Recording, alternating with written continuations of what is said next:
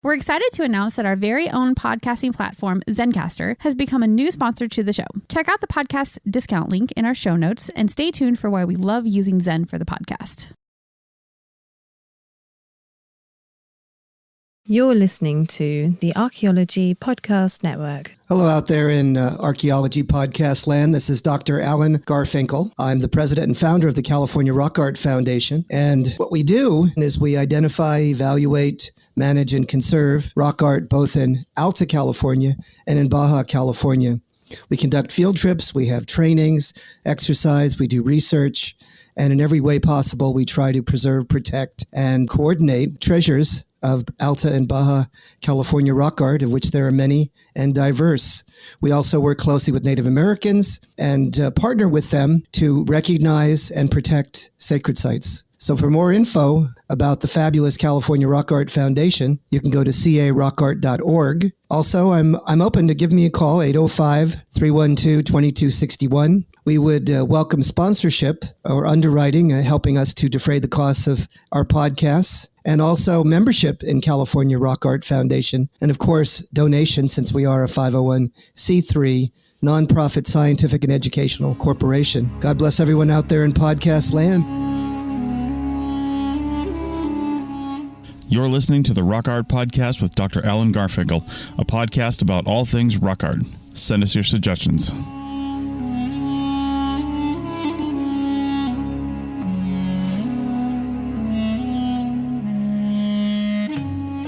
Hello and welcome to the Rock Art Podcast with Dr. Alan Garfinkel and Chris Webster. Today we talk with Eric Hanson about using virtual reality to understand history and prehistory.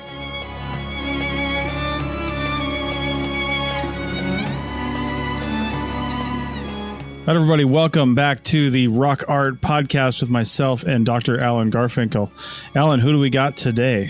We have Eric Hanson, who is one of the world's foremost experts on virtual reality and the use of virtual reality to better understand both history and prehistory and work with various clients to better employ ways to outreach to the general public, the academicians, etc., and interpret and embellish our understanding of native indigenous people around the world.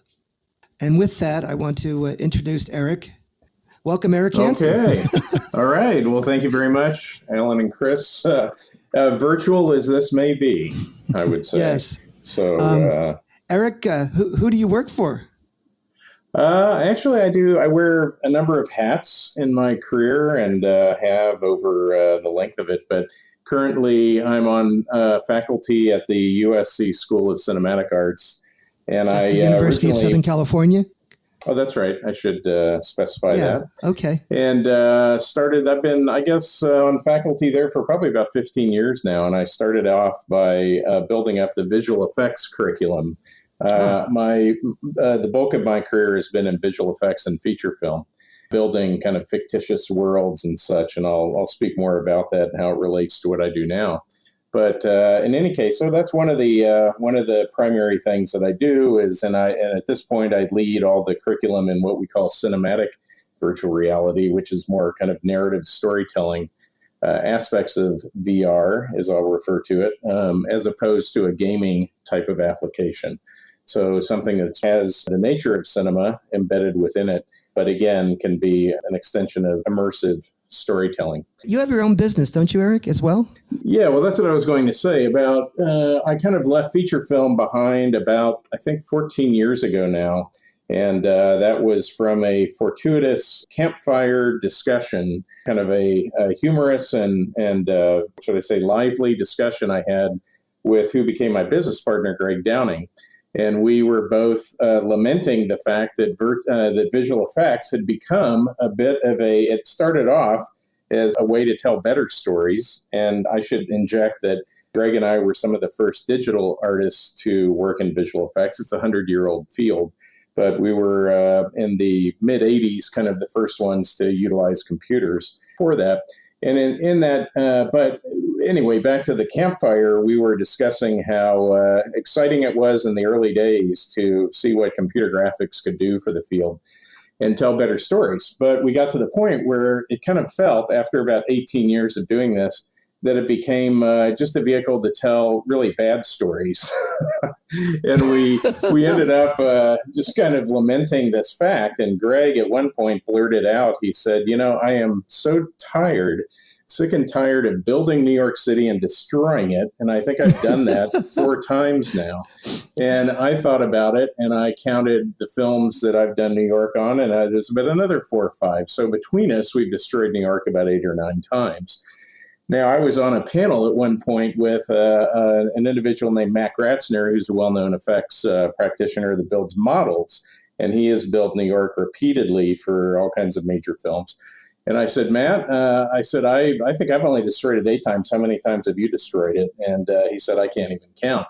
So anyway, we ended up just saying, look, we're both impassioned about the outdoors and cultural heritage and meaningful real world subjects. And this world of working in fiction and fantasy, as I did for many years, began to wear thin.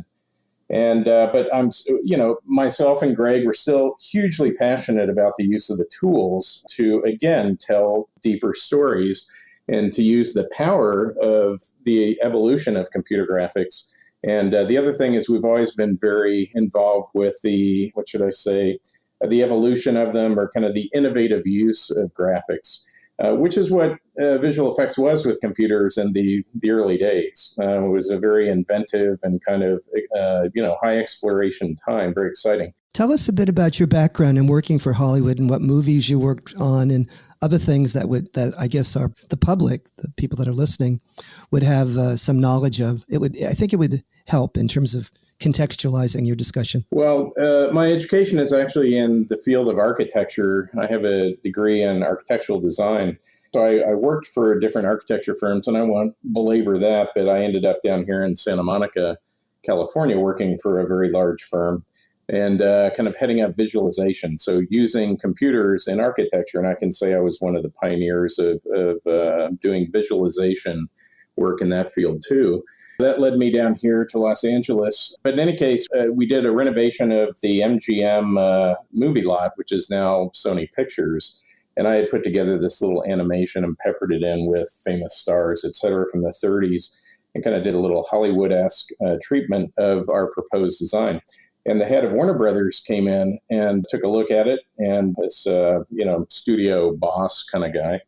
And he cracked a smile as he was watching this little animation. I had a Benny Goodman soundtrack. And then at the conclusion of it, he turns to me and he points his big, fat, stubby finger at me and he says, son, you ought to be in the movies. And that, so that was my beginning of my Hollywood career. And I approached him later. You ought to be in pictures. Yeah, it was that kind of thing. And I said, well, I wouldn't mind moonlighting for you. So I ended up moonlighting on a very early Batman that Warner Brothers was doing. I think it was Batman Forever, if I'm not mistaken. But I kind of set my sights on that. And in another year's time or so, I made the full switch from architecture into feature film. And I worked at Digital Domain, which is a legendary effects house in the early days, started by Jim Cameron and some others, and participated on a little bit of Apollo 13. And then The Fifth Element was kind of the first big film that I contributed heavily to. And I still get fan mail every now and then for that film, which is crazy. So, but it was kind of a very fun... Did you work on Lilu? No, actually, we worked with Lilu. Yeah, Mila Jovovich was in the office quite a bit. And there's stories I'm there. a fan of Lilu. Yeah, many people are, actually. And I'll tell you one thing about that film is I thought it was going to be, as I interviewed, I heard the word Luc Besson in science fiction. And I thought, oh my gosh, this is going to be, groundbreaking, just monumental. And joined on. And then we didn't know it was this kind of campy comedic satire. So as we're getting the dailies in, we're like, what's this big McDonald's truck doing in here? And, what is that costume that Mila Jovovich has on? What is this all about? So it kind of took us all for surprise. But anyway, that kind of began my career. And that from there, I just went all over the place. Went to Walt Disney, feature animation for a few years, and Sony Pictures and all these other effects houses, and worked on a number of major films. What kinds of things did you do for Fifth Element in terms of what specific aspects of that production were you responsible for? That was the design and the execution of the digital cityscape of Manhattan. Oh, That was one of my New York features. In that case, yeah, they didn't really have an art director. They had one art director, and he was happy to give me the kind of the goods on designing it and running a team to realize those shots. So I had a blast. I thought this was, the most fun I've ever had and gotten paid for. So it was a fun time. But I'll tell you one thing that kind of bridges it over to the natural world was I ended up working on Castaway, Tom Hanks's film over at Sony. And we did a lot of the natural landscape of Fiji, of the island. Well, it wasn't Fiji in the film, but that's where they shot a lot of it.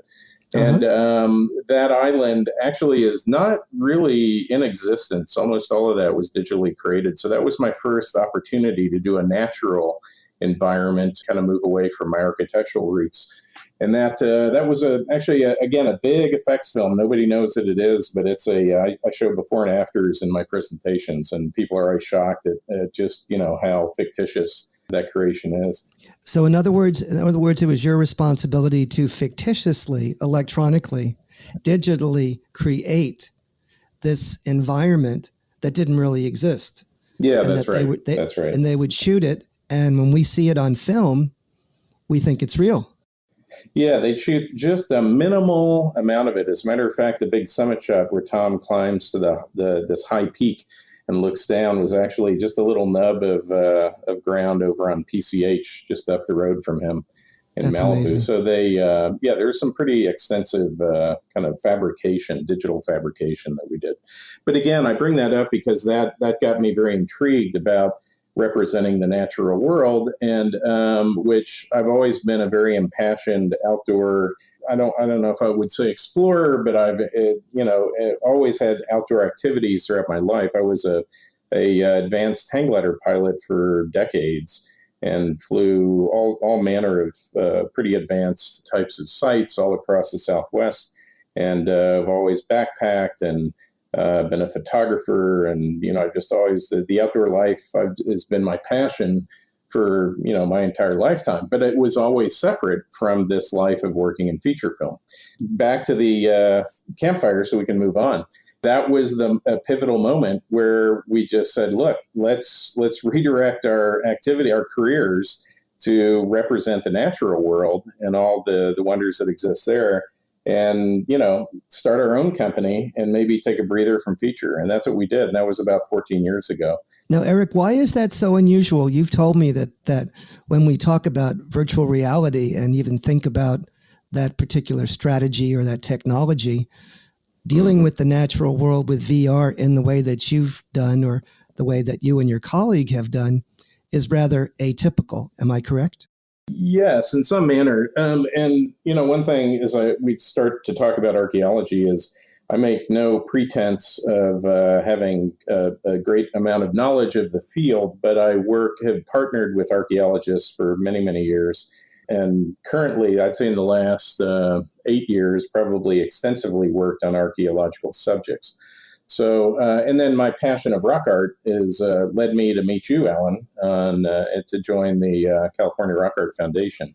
Absolutely. And so that's another aspect of my interest. It's kind of that, again, has archaeological overtones. Your niche, Eric, and the one that you and your colleague, Greg, came to sort of command was an interesting aspect of this domain of VR and digital elements, wasn't it? It was sort of as you say, the natural world and dealing with elements of that in a rather different way, correct? Yeah, I think so. There's a few individuals, and I only say a few, worldwide that are trying to capture the natural world with a lot of veracity and authenticity. In other words, what I'm doing now is actually 180 degrees from what I did in features, where we were, again, working in fiction and kind of fantasy. And now I'm trying to do everything I can in the work I do in VR to make it as honorable to the real world as possible and try to minimize the sense of the electronic and the intervention of technology. So I'm trying to give the viewer as close an approximation of actually being present on site. As we talk a bit more about VR, I can explain why what we do is a bit unique. But there's a few people undertaking this, but yeah, we're one of the very few, I would say, at this point. And it actually relates to the same techniques that archaeologists use with photogrammetry. It's just we are approaching it as more of a site capture, kind of full environmental capture as opposed to artifact documentation. So I think for people that are listening, maybe if you would talk about the definition of what VR is and what photogrammetry is as well, that would be helpful. Yeah, absolutely. So virtual reality, of course, started, I think really kind of came up in public awareness or culture probably about 20 years ago, and it was linked to some really awful Hollywood films. And the funny story I have about that, I think Keanu Reeves is in a few of these, but at some point, and this is before The Matrix, but I did get a phone call from The Matrix's production while I was at Walt Disney. And they said, Eric, we love your environments that you create. We'd love to have you work with us on a big, monumental effects film. I said, well, what is that? And they said, well, it's a virtual reality movie with Keanu Reeves. And I said, well, I don't know about that. I said, send me some images and I'll take a look. And they did. And some of them looked interesting. Others were kind of questionable. And I declined cordially. You declined the opportunity offer. To work in the Matrix. And then, of course, when I went to see the film in the opening, I was quite depressed that I had turned that down. But just goes to show you can't judge a film by its script or really initial artwork or anything. Right. But anyways, that being said, so VR was kind of related to this fantasy world of the electronic.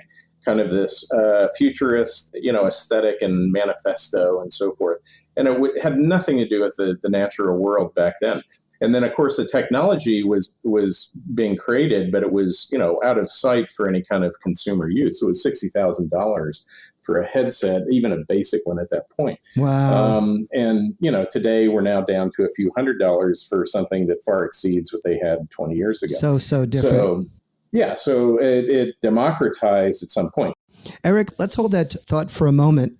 And in the next segment, we can really focus and sort of drill down into what is VR and what are the methods and what are the particular elements that you have used and can use to model the natural world.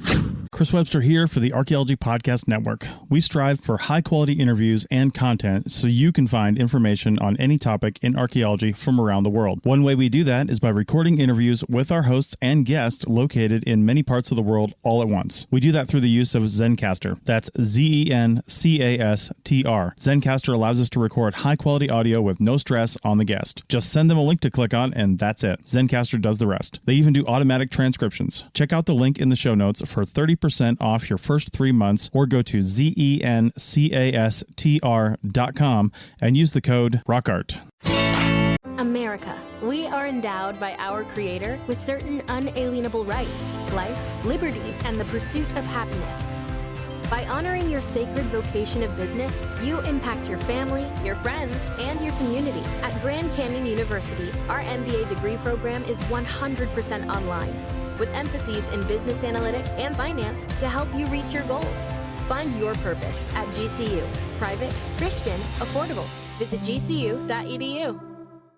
Welcome back to the Rock Art Podcast, episode 2, and we are speaking with Eric Hanson. And Eric, I got to tell you, we haven't interviewed too many guests with an IMDb profile, but I was just looking you up in the last segment, and it's pretty impressive, I got to say. Well, it's rather limited compared to many, but I had my few years. I mean, it might be limited. There's not too many things on there, but the ones on there are mostly movies that I recognize, which is pretty impressive for the movie world, right? Yeah. No, I'm happy with the credits that I had. That's for sure. They can be a lot worse. That's for sure. That was the big art, was trying to pick, with precision what projects you were going to donate your year to. So yeah, exactly. Don't get a big head, Eric. You think you're all that in a bag of chips, right? Oh no problem there. Oh God. That's right. You're on an archaeology podcast now. We're going to have to add that to your profile. Then it'll really launch you into the stratosphere. That's going to really launch you into the stratosphere. That's why I'm here. That's right. All right, Alan, you want to pick up where we left off? Yeah. Welcome back to the Archaeology Podcast Network. This is the Rock Art Show, the Rock Art Podcast. And we have Eric Hanson, one of the pioneers and one of the world's foremost experts on the use of virtual reality, both in the historic preservation, the cultural resources realm, and to tell compelling stories using some of the most cutting-edge novel technology that's ever been developed. Eric, if you could continue with your discussion and maybe give us a thumbnail sketch of what VR is, what the techniques are, what photogrammetry is, and how we could possibly use that, and what that is useful for vis-a-vis working in the realm of archaeology, anthropology, historic preservation, and public interpretation. How's that? Yeah, that's perfect. So we'll just, where we left off was we were talking about how kind of non-real world VR was at the outset. And then now that it's returned, it kind of came back about, I don't know, maybe 7-8 years ago.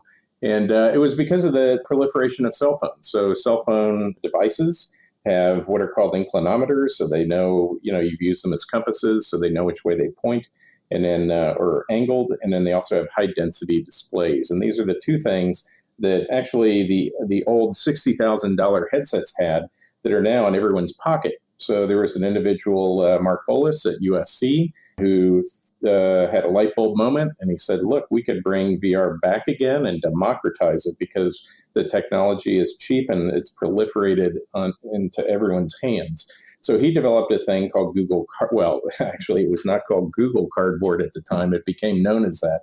But it was basically a cardboard device that held lenses, and you could put your phone in it and then use it as a rudimentary headset. And he open sourced that, democratized it. Google picked it up. They proliferated it quite a bit, probably about 6-7 years ago. And then a company named Oculus began, also related to Mark's research. And now there's a whole industry, which is actually very vital. There's tens of millions of headsets that have been created and it's in the public. And all I can say about, I don't need to go into all the details about that evolution, other than it's gotten very accessible. But let's see, how should I put this? So far, the commercial growth has been linked to a lot of gaming applications, and kind of, it's kind of been an outgrowth of, or an extension of computer gaming, because some of the technology used is the same that computer gaming uses. And that's actually what I'm using now for archaeology purposes. Well, Eric, let me jump in for a moment, because I was totally green, knew nothing about this technology at all. I'm 67 years young, and you put a headset on me. I remember in the Santa Monica office, and I was blown away. I was like shocked and in another world. The resolution and the way in which you move one's head, it's like you're walking, there at Stargate, working in the mode of 3D, three-dimensional. It's just such high resolution, such amazing accuracy, and so realistic that it fools your mind, and you're thrown into a different place and time by putting on a headset. And it really is just shocking. Well, let me interject that, if any of the listeners have experienced VR, many of the public have experienced VR at a rudimentary level, and that's using the cell phone type devices, which is the one thing I just want to, there's really two things to talk about, or two kind of arcs here. One of them is the way that VR is now addressing the real world as opposed to the fictitious. Number two is the way the tech has advanced to make you feel startlingly present. And that wasn't always the case. So, and that's what I'll describe very quickly here, is that the cell phone level VR is really something that has what we call orientational freedom, meaning your cell phone knows angle, but it doesn't know where it's located in space. It obviously knows based on GPS coordinates, but that's too coarse. So if we're talking about moving your phone an inch or two, it has no way to determine that, but it does know angle. So VR, as it came back, began as what this the technical term for this is 3 degrees of freedom, meaning it can rotate in X, Y, and Z.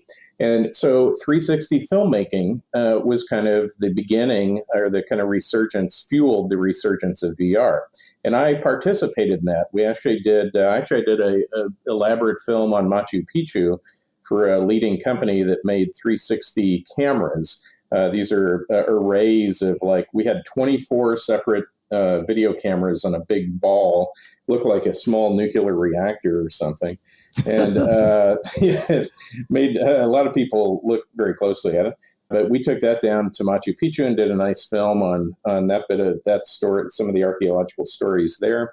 We went to some other sites in Peru. So that was, and this kind of was the early part. And when I say early, I'm only talking about 6-7 years ago.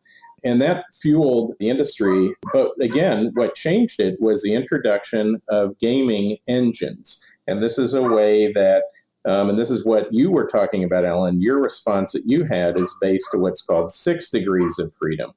And in that case, that's a way that the headset can actually be, as you move your body or your head slightly, it will respond and make you feel like you're really present, which 3 degree doesn't do. So simple filmmaking just didn't quite cut it. And most of the public has seen that, and they don't think it's it's kind of novel, but it's not that compelling.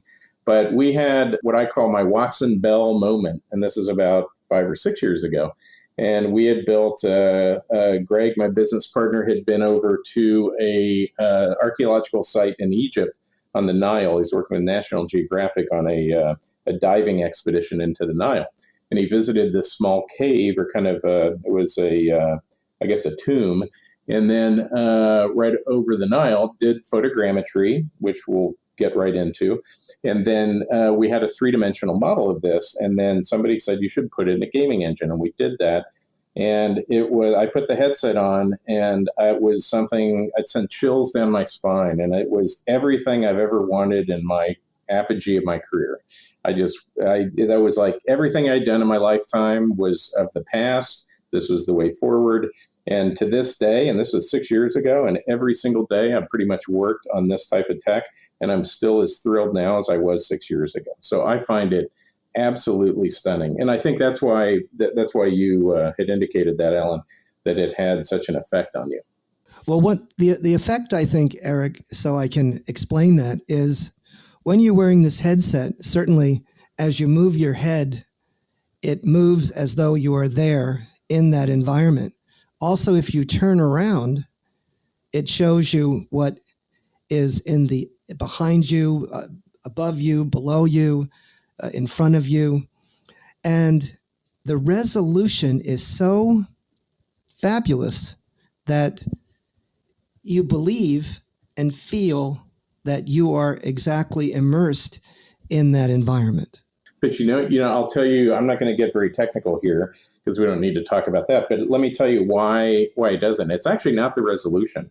The resolution has gotten fairly good, but the thing that you were subconsciously being affected by, which you may not be aware of, is a thing called parallax. So as you shift your weight in your chair, or as you speak, you're moving your head slightly in space, you're getting different perspective, a shift in perspective in your visual cortex. So in other words, your things are moving relative to each other as you exist in the world.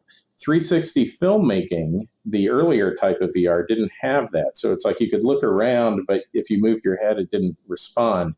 And that's, again, where gaming technology comes in, these gaming engines, is that it will render in real time, and such that as you move your head around, and the headsets, of course, have to be able to know this, your head movement, it'll respond, and it'll make you feel like, wow, I'm really present in this space because I'm getting parallax that's being delivered to my neural system. And it's just incredibly compelling. It's kind of like how we perceive ourselves in the world every second of the day.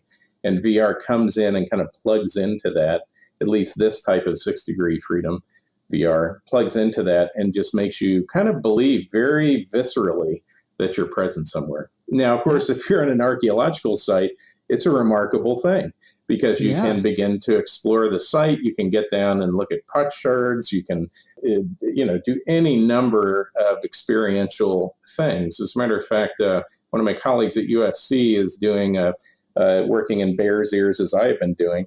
And he's very concerned with like the whole processional aspect of the original occupants and kind of like how the design was laid out in these cliff dwellings, but more from a processional or kind of experiential, phenomenological aspect. And whereas I'm kind of taking a smaller area and just making it exceedingly detailed. So there's a lot of very, very fascinating, innovative things that really hardly anyone has tapped into yet. So very exciting stuff right now. Yeah, I can understand that, Eric. It's amazing. So we just spoke of the experiential power that this technology has given us. But the thing that makes it, I think, really stunning, and this is the area that I'm working in, is, again, conveying the real world. I would say probably 98% of VR, at least commercial content, and even non-commercial, is related to showing fictitious artistic worlds. And again, there's a place for that. That's what I teach and instruct in at USC. But with the advent of photogrammetry, that has changed everything, at least for me personally. And again, when we got this Egyptian tomb in the headset, all of a sudden it wasn't synthetic. It was absolutely viscerally real. And again, you could feel like you existed in the space. You could move around and inspect. You could feel the light. You could feel the presence. As a matter of fact, I even inject air particles in the work I do now. So you see little dust motes in front of you, and it just really feels like you're there. So there's a number of little tricks like that. But so photogrammetry is been around for a little. Actually, it's been around for a very long time. I lecture about that. It actually helped win World War II. There's a Nova episode that talks about how photogrammetry was allowed aerial photographers to get past camouflage. But basically, it's just a reconstruction from either two or more cameras or images to reconstruct topology or geometry, formal form. So when you do this and you say topology and the forms, is it sort of setting up almost like a three-dimensional map or a three-dimensional kind of topographic setting of what we're doing, and that allows it to be created? Is it like a 3D effort? Yeah, there's just like I was talking about VR, there's old school and new school. Okay. Old school was optical and film driven, and it was mostly used, again, by cartographers and aerial photography specialists. I see. A lot of map making kind of applications, not so much ground-based work. Computational photography, which we work in a lot, is, again, using computation with digital photography. That has expedited this reinvigoration of the field, and it's now just wildly advanced because of that. And so now with digital photography, and it can be as simple as actually even using a cell phone. I've seen amazing photogrammetry from a cell phone.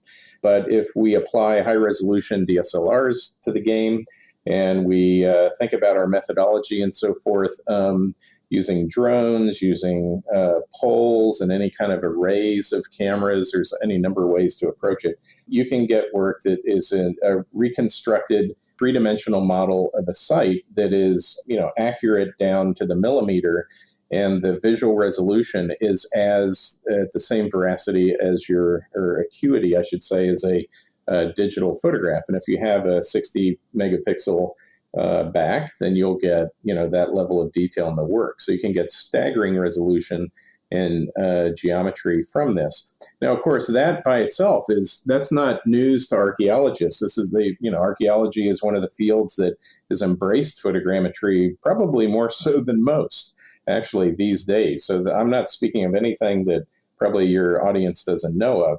But the difference, I would say, would be to then take that into a gaming engine and put it in a VR headset and allow you to be present back on the site. And that's the thing that is a little bit different for what we're doing. There's academics out there doing it, but what an archaeologist wants and needs is a little bit different from what what my goals are. But Perfect. there's enough commonality between the two goals that I've had very fruitful collaborations with archaeologists over and over the years, and I'm having that right now too. So, Eric, that's wonderful. Thanks so much for sharing the methodology of how you go about it. And in our next part of this discussion, we're going to give you some examples of some actual case studies and some of the projects that Eric has been involved in. So stay tuned. Thank you.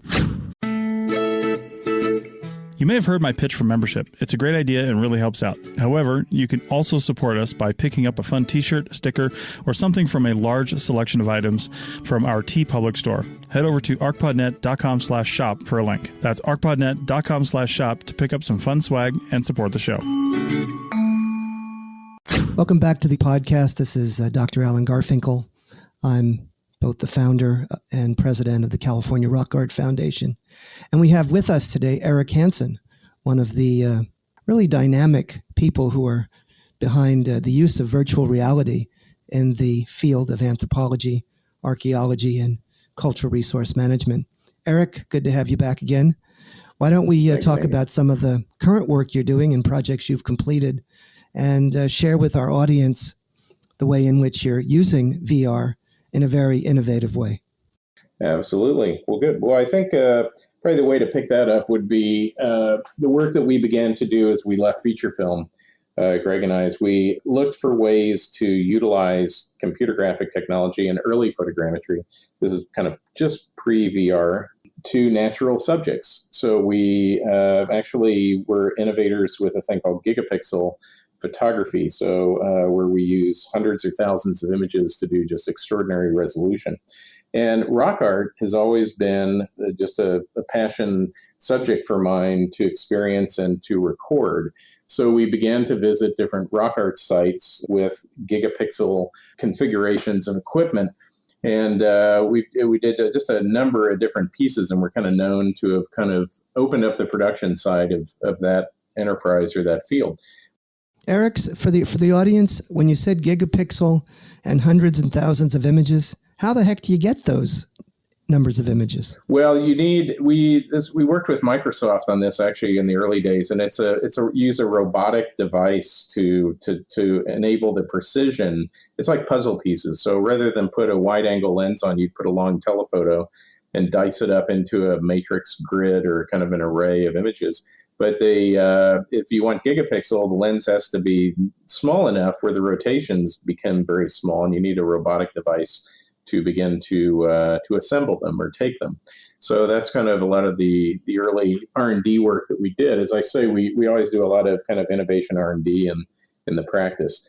So in any case, but this is leading me into the rock art. So I had seen images of a thing that has gone by different names, but I think it's commonly known as Shaman's Panel, down in the Grand Canyon in the Torreweep area. So we went and shot that in gigapixel resolution. Actually, we shot the Great Gallery also in Canyonlands as well. So a number of different rock art subjects. And this is right before photogrammetry, again, kind of revolutionized and got really, really good. And then that work became public and recognized by some archaeologists, and we've worked with archaeologists from UCLA. In teaching at USC, I work with Lynn Dodd a lot, and so just one thing builds upon another, and it's all been interesting word of mouth kind of relationships that we have. So it started with rock art, and then as photogrammetry and VR, kind of and drone tech and camera tech all got really good together. And that's the amazing thing about this moment in time, is all these areas of tech that don't really consider each other, they all just got remarkably good. And of course, that all feeds together to create, the amazing opportunities we can do now in a headset with photogrammetry and in archaeology. So in any case, then we began to, again, I told you the story of the Egyptian tomb, but that then got us highly motivated to, again, capture native sites and different cultural heritage, rock art, etc. Greg did a big trip with Joanne Van Tilburg down at Easter Island, and we've worked with Geographic on other things. So we've, just began to just kind of embrace archaeology as a perfect application of the techniques that we've developed to capture environments at this, high, and actually Greg's new company is called Hyper Acuity, which is, is like seeing, this has been our obsession, is getting detail that's finer than the human eye can see. As a matter of fact, we used to follow charts on that with gigapixel, that we would go down to an acuity level that's, that you could never see with the naked eye. And that's where we wanted to be. So we've applied that to macro photography, gigapixel macro, and so forth. And now we're developing ways in VR to, again, do this very, very high resolution of capture. And we just getting over to projects.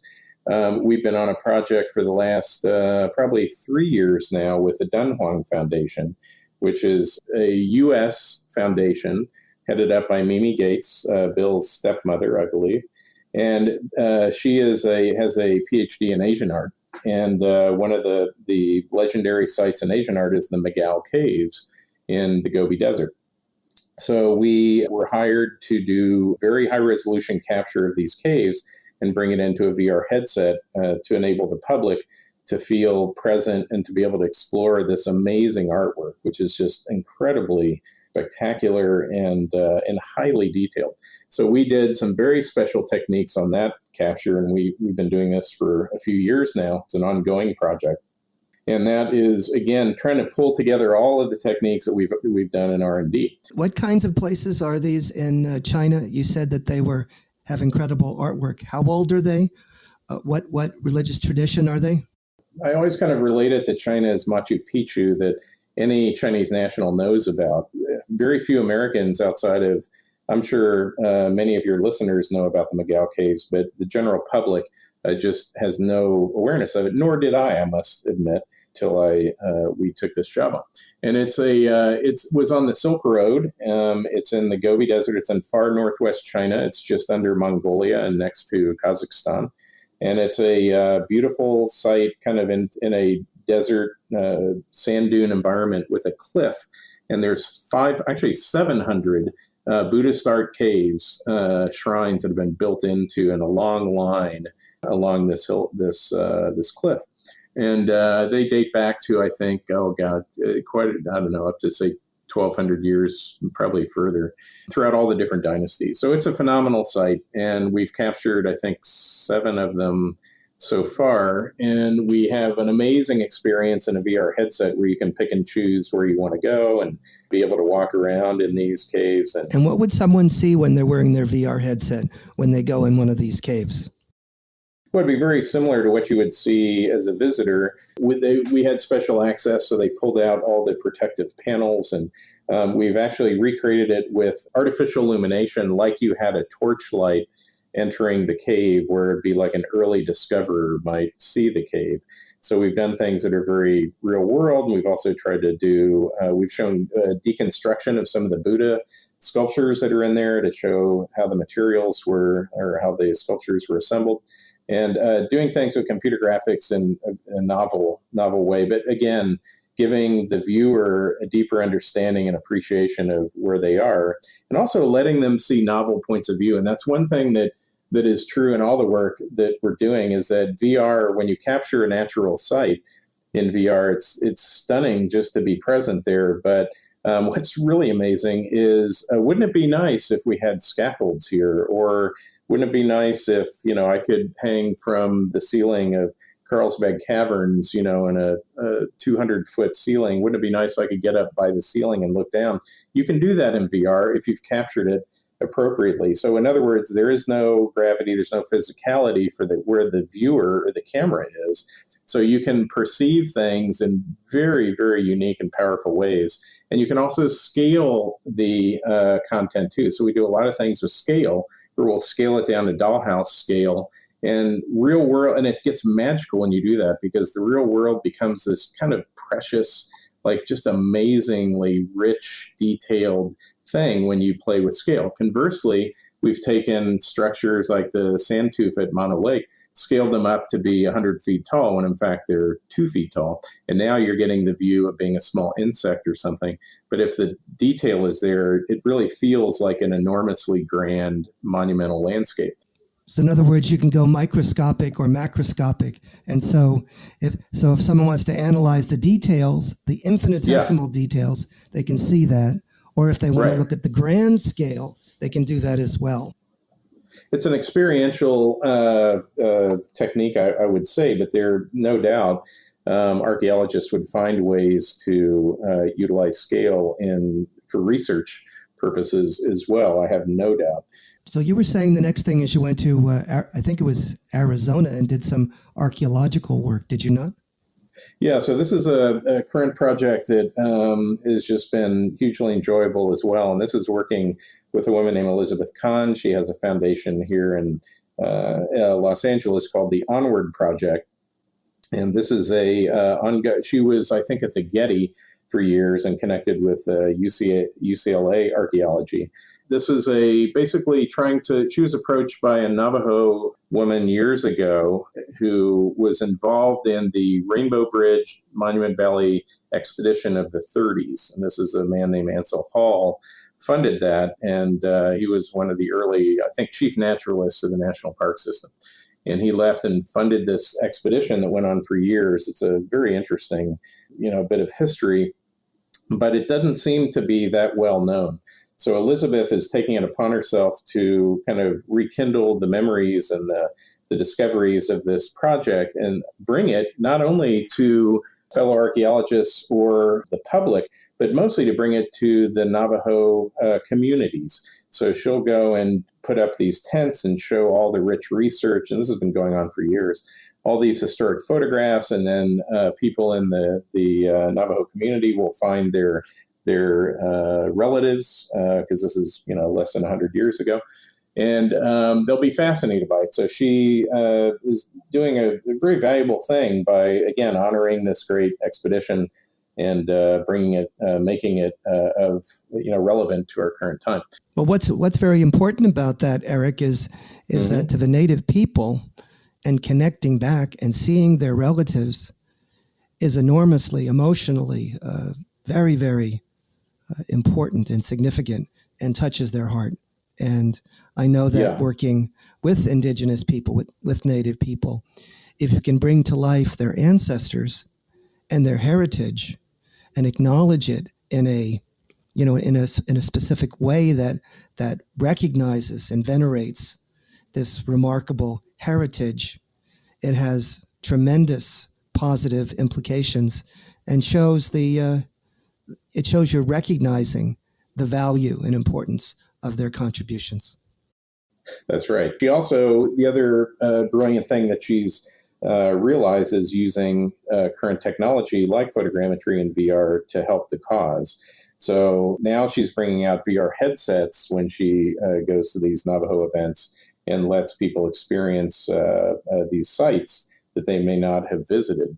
And these are in northern Arizona on Navajo land and a canyon named Segi Canyon.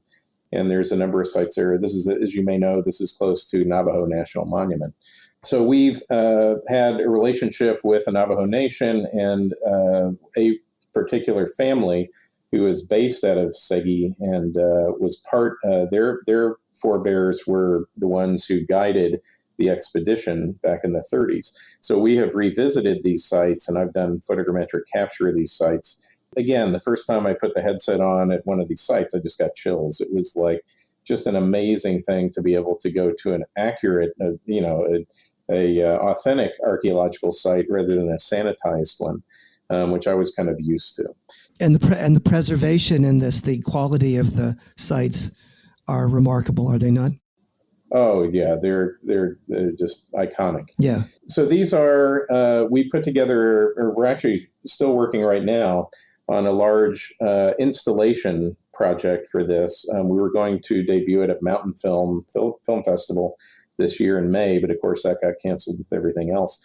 We will be there next year showing it, and you'll be able to visit 3 sites in the canyon and be able to explore. Now, I've just released a commercial product called, yeah, that's right. But you can actually see these now. I released just 2 weeks ago a commercial product called Blue Planet VR, and this is on the VR kind of commercial portals. But we've included 3 of those in the collection. Okay, well, and in the last couple of minutes of our show, we only have very, very short, maybe 2 or 3 minutes left. Could you maybe encapsulate some of the work that you're currently doing? Well, that's right. And then the other, so that all these projects I'm talking about are ongoing, but you and I, of course, have big plans to do work in the Coso region with a lot of rock art that is there. I think, as you may recall, we met at Little Pet Canyon. I went on one of your tours. So we are currently undertaking a project for the city of Ridgecrest for a visitor center, gateway center that they will build. And of course, Ridgecrest celebrates rock art tremendously because of Little Pet Canyon. So over the next month or two, we will be shooting sites in that region and then having the visitors that wander into the center be able to experience some of these remote sites and see the heritage that exists in the area. And I guess you also even went down on a little cultural tour, didn't you, down to Baja? Well, again, thanks to Craft and the wonderful tours that you have been instrumental in setting up. I joined a trip down to Santa Teresa Canyon down in Baja and began to capture a lot of the phenomenal artwork down there.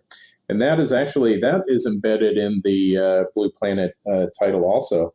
And I put some, again, trying to capitalize on what you can do in VR that you can't do in the real world. So in that case, you can scale the artwork down, closely inspect it. You can elevate it to where you can get a better understanding or kind of appreciation or study of it. So there's a number of things that, again, we're trying to do that are unique in the way that you experience and or study a site. Fantastic, Eric. Thank you so much. This has been a fabulous hour. It went so fast, and you've helped us really understand and appreciate some of the phenomenal work you're doing.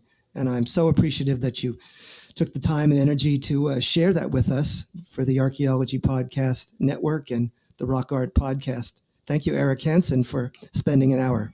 You bet. And if all of this is viewable, it's one thing to talk about it, but if you'd like to see some of this, you can go to blueplanetvr.com, and all of those projects are documented on the site.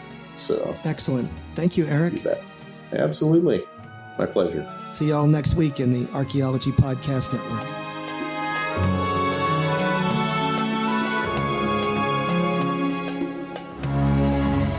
Thanks for listening to the Rock Art Podcast with Dr. Alan Garfinkel and Chris Webster. You can find this podcast on the educational podcast app Lyceum, Lyceum, and wherever you find podcasts. Find show notes and contact information at www.arcpodnet.com/rockart. Thanks for listening, and thanks for sharing this podcast with your family and friends.